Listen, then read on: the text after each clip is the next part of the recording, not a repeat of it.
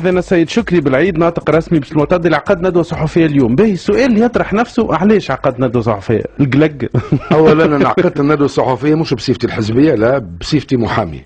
والندوه الصحفيه تتعلق بمساله في تقديري على غايه من الخطوره والاهميه. وقعت احداث مخطره في بن قردان 1 ماي. نهار 1 ماي، هي قبل 1 ماي صارت احداث. ناس تجمعوا، هي نزاع على ارض عادي يقع في برشا تونس، هذه الاراضي الاشتراكيه بين عائلات وعشائر وقبائل تصير كل يوم وفيها التقاضي عادي. لكن الجديد في العمليه زوز حويجات. الحاجه الاولانيه انه ثم مجموعه تجمعت ونظمت امورها وقعدت وقررت باش تهجم على المجموعه الاخرى وتطرد. باهي احنا نقولوا اسامي زوز. ما يسالش، عندي تسلسل تمدرج. تفضل. فزدموا عليهم نهار واحد. قبل ما يزدموا عليهم الحرس غاديك بعث برقيه لتونس لهنا، قال لهم راهو ثم حاله منظمه وراهو باش تصير احداث خطيره، وطفوا الضوء. زدموا عليهم، حرقوا لهم 7 ديار والحوانت، حرقوا لهم الغنم نتاعهم، حيواناتهم، حرقوا لهم كراهبهم. انا مشيت وعينت، قد ما حكاوا لي ما صدقتش، قلت مبالغات. مشيت اول واحد يمشي لهم، مشيت وعينت وشفت نلقى الوحده مشقه داله دي فيلا، ولقيت عائلات تسكن في القوات. الحد لهنا ايضا ينجم يقع.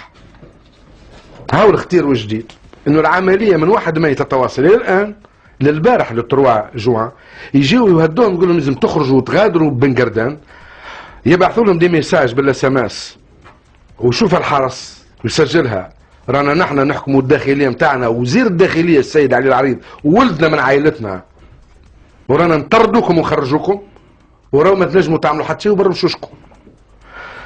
الاحداث تم 1 ماي، يسموا لهم الماء بالسم بالفتاك اللي يشربوه في المجل، يحرقوا، يضربوا بالرصاص البيبان. اذا هي محاولة قتل جماعي، هي جريمة حرق محلات مسكونة ومعدل السكنة، هي جريمة تسميم مياه، هي دفع السكان لمهاجمة بعضهم البعض طبقا لفصل 72، هذا عقوبتهم الاعدام. يجيوهم الحرس، السيد قاضي التحقيق بالمكتب الثاني في مدنين يعمل إنابة عدلية لفرقة الحرس الوطني لهنا بالعوينة، يهبطوا فين يمشوا المدنين ويعيطوا للمتضررين في مدنين، مش بن قردان، يسمعوهم ويروحوا. ومن وقتها لتو يعني كان واحد يسرق بورتابل ولا كعب عظم ولا دجاجة، راهو وقفوه راهو تحروا راهو سالوا راهو ناقشوا، اعطاوهم اسماء بعض اللي هاجموا ولا شيء لتو. الصحفيين منعاهم باش يدخلوا غادي ونبوا عليهم، من الصحفيين الجهويين ما تجوش غادي وما تصوروش ما تكلموش، ما فيهم تاع التلفزه الوطنيه. محامين نبوا عليهم، نشطاء حقوقيين سكتوا. هذوما عندك توانسه ممنوعين من نهار 1 ماي تو باش يدخلوا للسوق يقضيوا ويهزوا قوفتهم يشليوا الناس. لذلك انا كي كلموني بعض الزملاء، زوز زملاء محامين خايفين كلموني، ما صدقتهمش. لما لحوا عليه مشيت شفت على الطبيعه مباشره.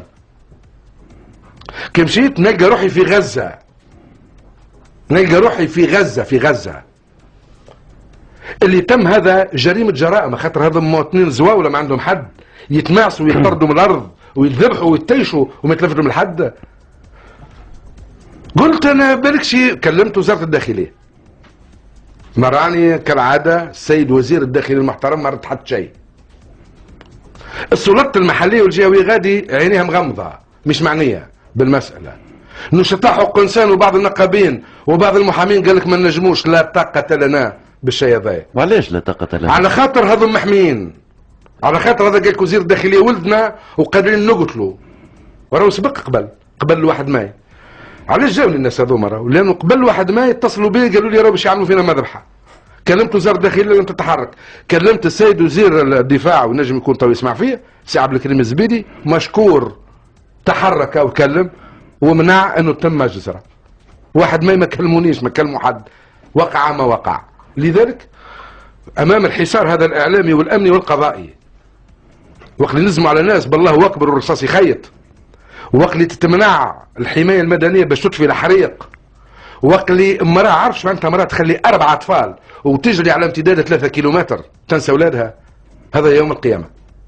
لذلك بالنسبه لي كمحامي تبنيتها القضيه هذه، وباش نعمل المطلب اولا الندوه الصحفيه وباش نواصل الحمله الاعلاميه لفك الحصار على الناس هذوما، يلزم يتحماوا الساعه تو لانه البارح زدموا عليهم وقال لهم لازمكم تغادروا بن قردان حمايتهم لانه متوانسه كيفنا. اثنين، باش نعمل مطلب في استجلاب الملف لهنا لتونس العاصمه.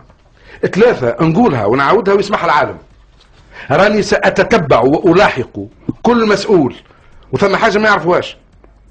راهو عندنا آلية تقاضي دولي، وقت اللي تنكر العداله في بلاد عندنا آلية تقاضي دولي، وهذوما توانسه بعد 14 جانفي ما ارتحناش من علي بابا باش يجينا بابا علي، وما ارتحناش من الطلبسيه باش يجونا طلبسيه جدد، وما ارتحناش من الناس كانوا خارج العقاب باش يجونا ناس اخرين خارج العقاب. اما توانسه احرار متساويين مواطنين الكل ونخضعوا كل القانون والقانون سيد على الناس الكل، والا رانا فسخ ولعب من جديد. لذلك لا باش نكمل لك شنو اني من الاذاعه هذه، من اذاعه موزايك، راني باش نمشي نقابل السيد نور الدين البحيري ونحملوا مسؤوليته كوزير عدل، وباش نقابل الرئيس الاول لمحكمه التعقيب، وباش نقابل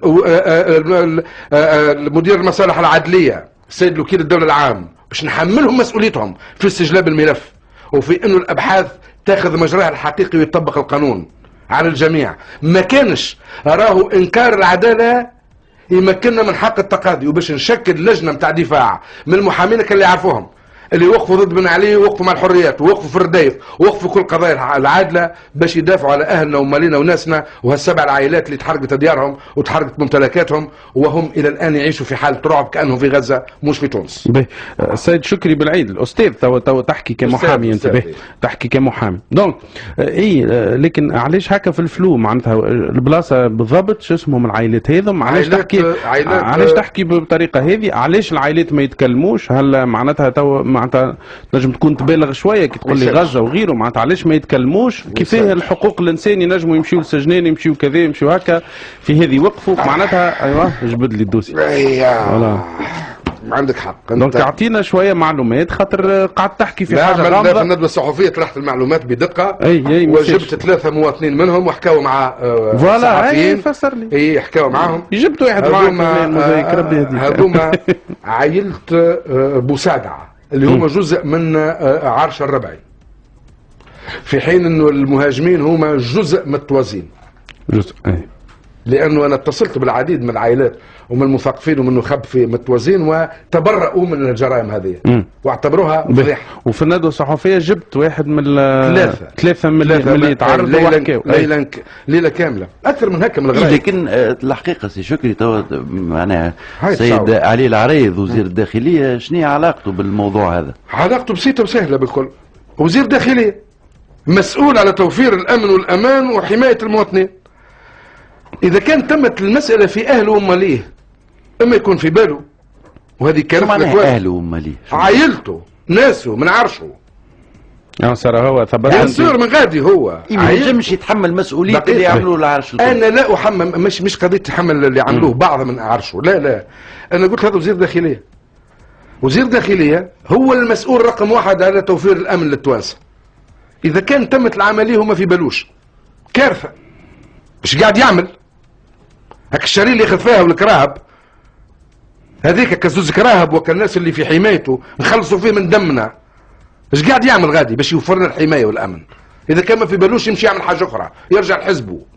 خلينا وزير الداخليه يسهر على امن التوانسه، واذا كان في باله الكارثه اكثر. انا نقول لك المساله من 1 مايو تو ما في بالوش النهار الاول الثاني الثالث الرابع العاشر العشرين تولي فضيحه بصراحه. صار في باله بعض المثقفين اللي حبوا يعملوا مظاهره سلميه يحتجوا براق هكا ونضاف ولابسين سواري بيض، هذوكم في باله بهم عبطوا لهم الباب يضربهم. واهلنا في بن قردان منسيين اتسجلت لزساماس راهي تسجلت عند الحرس بمحاضر معاينه رسميه.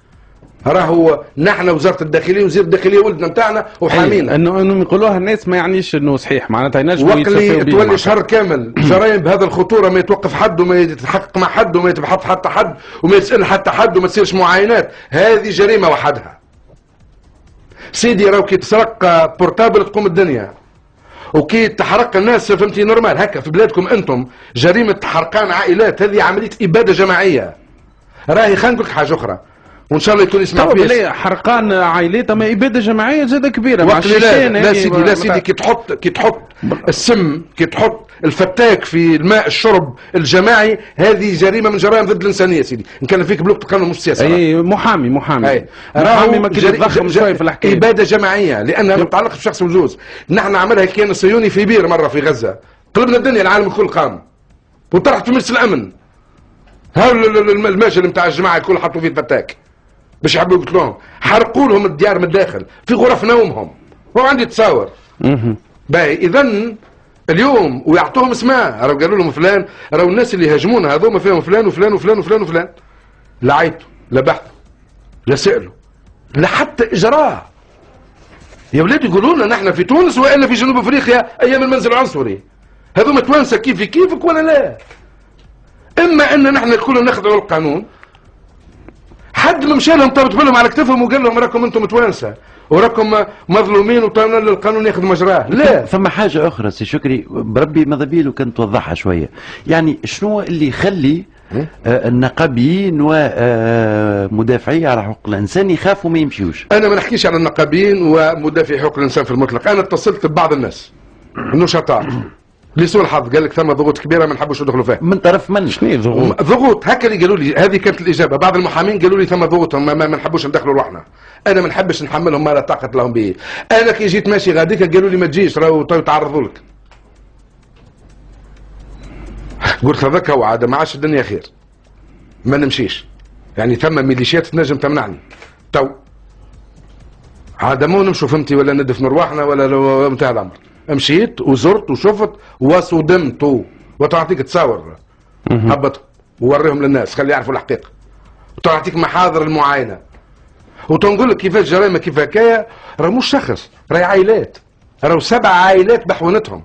راهو الباب الرصاص، ضربه الرصاص فيه واضحه، راهو الظرف نتاع الرصاص هكا الكبره نتاعو موجود. اذا كان هذايا يجابه بصمت عيطوا لهم في مدنين سمعوهم المتضررين ومشاو اكثر من هكا تنكيلاخ عندهم شكون الضحايا هذا المتضررين، شكون موقوف. كي يشكيوا الاخرين يوقفوا وعندهم حق يخافوا الناس.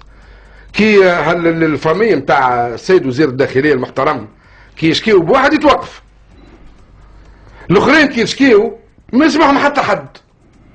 اذا خلينا نعرفوا روسنا من ساقينا. انا في بالي علي العريض كان قبل 14 جانفي يمشي مطاطا الراس، 14 جانفي قدام الشهداء خلوه يهز راسه.